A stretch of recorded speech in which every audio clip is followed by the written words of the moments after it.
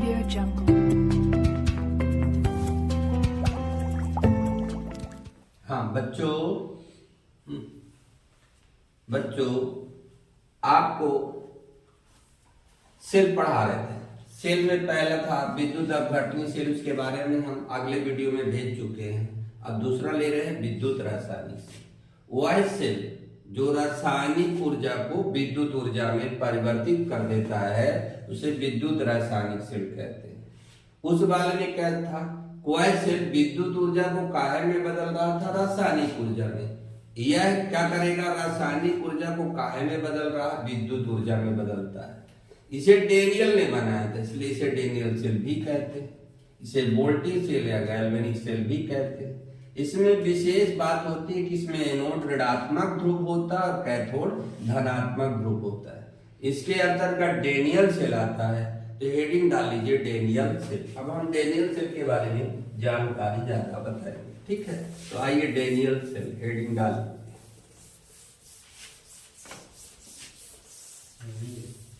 पहले हम लेंगे उपकरण का नामांकित चित्र डेनियल सेल। डेनियल सेल का नंबर 1 है उपकरण का नामांकित चित्र। देखो ध्यान दीजिएगा, एक पात्र लेते हैं जिसमें जिंक धातु का इलेक्ट्रोड, ये देखिए जिंक धातु का इलेक्ट्रोड लगा हुआ है।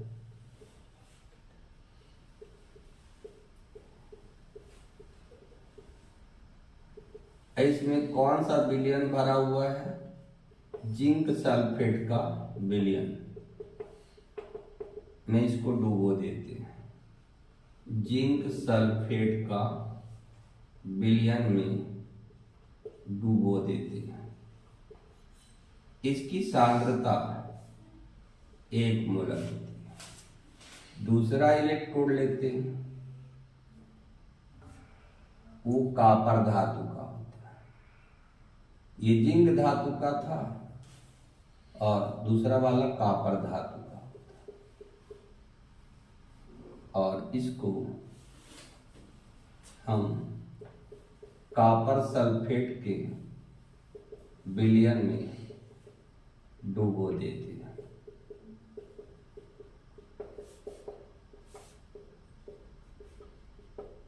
कॉपर सल्फेट का विलयन में डुबो देते हैं। इसकी सांद्रता कितनी होती है, 1 मोलर होती है, ठीक है। अब इन दोनों को ये, ठीक है, और साथ में कुंजी के से जोड़ देते हैं और ये लवण सेतु है। लवण सेतु,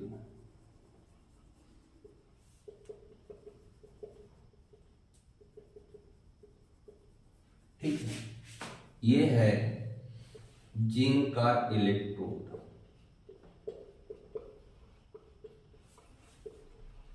ये किसका होगा, कॉपर का इलेक्ट्रोड। जिंक का इलेक्ट्रोड एनोड की तरह कार्य करता है और यहाँ पर एनोड कैसा होता है, ऋणात्मक होता है। कॉपर का इलेक्ट्रोड कैथोड की तरह कार्य करता है और यहाँ पर कैथोड कैसा होता है, धनात्मक होता है। बच्चों ये है लवण सेतु, ये कुंजी है और ये गैल्वेनोमीटर है, ठीक है। क्या कहेंगे इसे, गैल्वेनोमीटर। जी लगा देंगे तो गैल्वेनोमीटर हो जाएगा, ठीक है। ये चित्र है, देख लीजिए बन गया है कि नहीं बना है।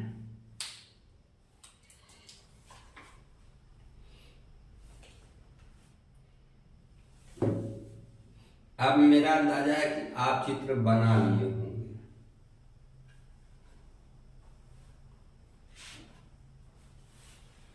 बन गया।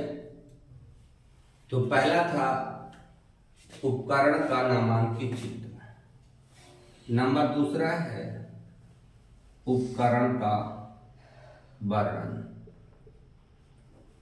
समझ लीजिएगा, अपने से लिख लीजिएगा, बार बार रिपीट करके वीडियो को लिख लीजिएगा। देखिए, जिंक धातु का इलेक्ट्रोड लेते हैं, जिसे जिंक सल्फेट के विलयन में डुबो देते हैं, जिसकी सांद्रता 1 मोल प्रति लीटर या 1 मोलर होती है।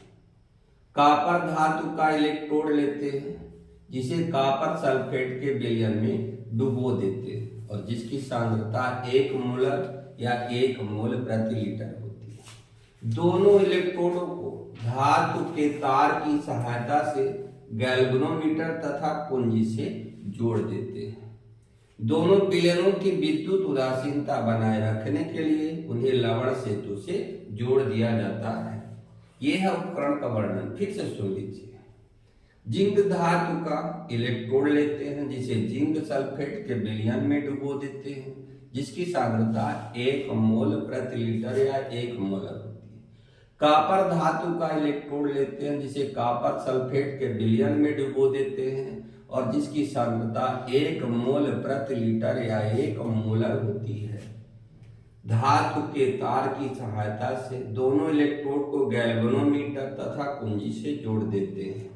दोनों विलयनों की विद्युत उदासीनता बनाए रखने के लिए उन्हें लवण सेतु से जोड़ दिया जाता है। इस सेल में एनोड ऋणात्मक होता है तथा कैथोड धनात्मक होता है। ठीक, दूसरा वाला भी हो गया उपकरण। अब तीसरा नंबर है क्रिया विधि। क्रिया विधि, ठीक है। जब सेल कार्य करना प्रारंभ करता है, कहां से शुरू करेंगे? जब सेल कार्य करना प्रारंभ करता है तो एनोड में सदैव ऑक्सीकरण की क्रिया होती है। ऑक्सीकरण की क्रिया होती है। एनोड में सदैव कौन सी क्रिया होगी? ऑक्सीकरण की क्रिया होती है। जब सेल कार्य करना प्रारंभ करता है तो एनोड में सदैव ऑक्सीकरण की क्रिया होती है। इसको मिटा देते हैं, यहाँ पर सेल बने रहने देंगे। अब हम एनोड ले लेते हैं। तो देखिए, ये है एनोड। ये है जिंक सॉलिड। इसने क्या किया कि 2 इलेक्ट्रॉन त्याग दिया, ठीक है, और ये एक्वेटिक, ये त्याग करके कहां आ जाएगा? विलयन में चला जाएगा, ठीक है। और यहां पर क्या होगा? ऑक्सीकरण की क्रिया हो रही है। क्यों ऑक्सीकरण की हो रही है? क्योंकि इसकी ऑक्सीडेशन नंबर 0 है, इसकी ऑक्सीडेशन नंबर +2 है, बढ़ गई। जब ऑक्सीडेशन नंबर बढ़ती है तो ऑक्सीकरण की क्रिया होती है। ये इलेक्ट्रॉन कहां जाने लगते हैं? कैथोड की ओर जा रहे हैं, ठीक है। ये चले गए, हो गया। अब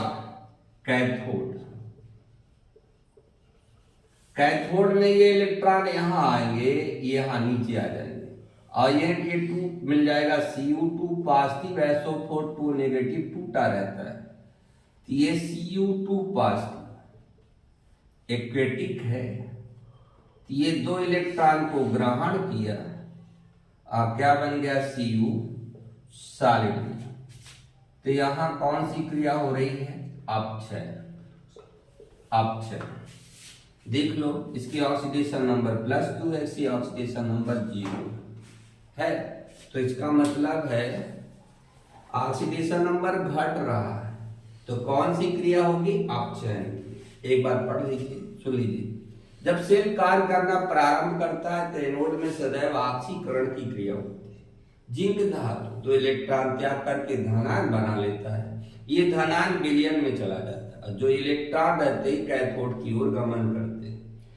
जब कैथोड में विलयन में पहुंचता है तो Cu2 पॉजिटिव के साथ क्रिया कर लेता है, यानी Cu2 पॉजिटिव इस इलेक्ट्रॉन को ग्रहण कर लेता है और Cu सॉलिड बना लेता है, और ये सॉलिड धातु में इकट्ठा होती जाती है, जिससे कैथोड मोटी होती जाती है और एनोड क्या होती है, पतली होती जाती है। इसके बाद है नेट सेल रिएक्शन। इसका मतलब है दोनों को जोड़ना है। तो चलिए नेट सेल रिएक्शन लेते हैं। नेट सेल रिएक्शन, ठीक है। Zn equal to Zn2 positive plus 2 electron, Cu2 positive plus 2 electron equal to Cu। आप दोनों को जोड़ दिए, 2 इलेक्ट्रॉन कैंसिल हो जाएगा। Zn plus Cu2 positive equal to Zn2 positive plus C, ठीक है। ये सॉलिड है और ये एक्वेटिक है, ये एक्वेटिक है और ये क्या है, सॉलिड है। देखो इन दोनों में कौन सी क्रिया हो रही है, ऑक्सीडेशन, ऑक्सीकरण की, और इन दोनों में कौन सी क्रिया हो रही है, रिडक्शन यानी अपचयन, ठीक है। तो जिस सेल में ऑक्सीकरण और अपचयन साथ साथ होता है उसे रिडॉक्स अभिक्रिया कहते हैं, अर्थात डेनियल सेल भी रिडॉक्स अभिक्रिया के सिद्धांत पर कार्य करता है, ठीक है।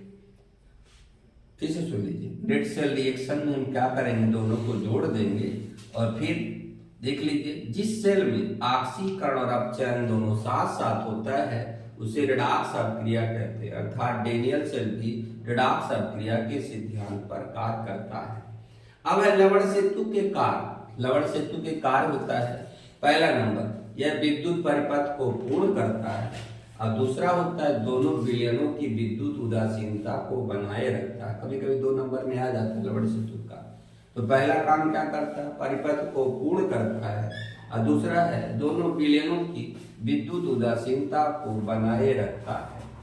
अब है सेल का निरूपण कैसे करेंगे, तो अगली हेडिंग डालीजिए, सेल का निरूपण। सेल का निरूपण देखिए, चिन्ह परिपाटी के अनुसार एनोड सदैव बाईं ओर लिखा जाता है, कैथोड सदैव दाईं ओर लिखा जाता है, ठीक। Zn सॉलिड और Zn2 पॉजिटिव एक्वेटिक, इसकी सांद्रता कितनी है, 1 मोलर, और ये Cu2 पॉजिटिव एक्वेटिक, इसकी भी सांद्रता कितनी है, 1 मोलर, और Cu ये सॉलिड। एनोड कैसा होता है, ऋणात्मक होता है, कैथोड कैसा होता है, धनात्मक होता है। सुन लीजिए, चिन्ह परिपाटी के अनुसार एनोड सदैव बाईं ओर लिखा जाता है, कैथोड सदैव दाईं ओर लिखा जाता है। एनोड ऋणात्मक होता है, कैथोड धनात्मक होता है। एक खड़ी ठोस रेखा धातु और धातु विलयन की सीमा रेखा को प्रदर्शित करती है, और 2 खड़ी ठोस रेखा दोनों विलयनों को जोड़ने वाले लवण सेतु को प्रदर्शित करती है। एक बार फिर से सुन लीजिए, चिन्ह परिपाटी के अनुसार एनोड सदैव बाईं ओर लिखा जाता है और कैथोड सदैव दाईं ओर लिखा जाता है। एनोड ऋणात्मक होता है और कैथोड धनात्मक होता है, ठीक। एक खड़ी ठोस रेखा धातु और धातु विलयन की सीमा रेखा को प्रदर्शित करती है, और 2 खड़ी ठोस रेखा दोनों विलयनों को जोड़ने वाले लवण सेतु को प्रकट करती है। यहाँ से डेनियल सेल कंप्लीट हो जाता है।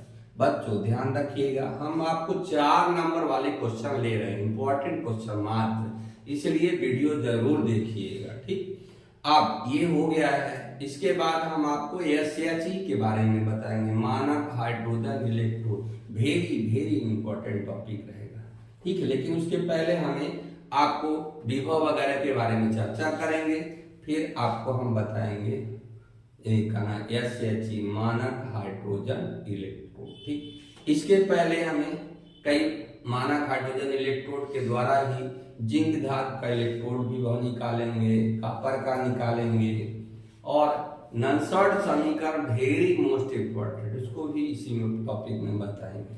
कोलरास का नियम बताएंगे, और आपको फैराडे का नियम बताएंगे, संक्षारण बताएंगे, और शुष्क सेल बताएंगे। अर्थात सब कुछ इम्पोर्टेंट क्वेश्चन रहेंगे, वो भी 4 नंबर के। ठीक, छोटे क्वेश्चन हम आप नहीं बताएंगे, वो आप लोग अपने से पढ़िएगा। ठीक, धन्यवाद। संडे को नहीं रहेगा, मंडे को अगला वीडियो है।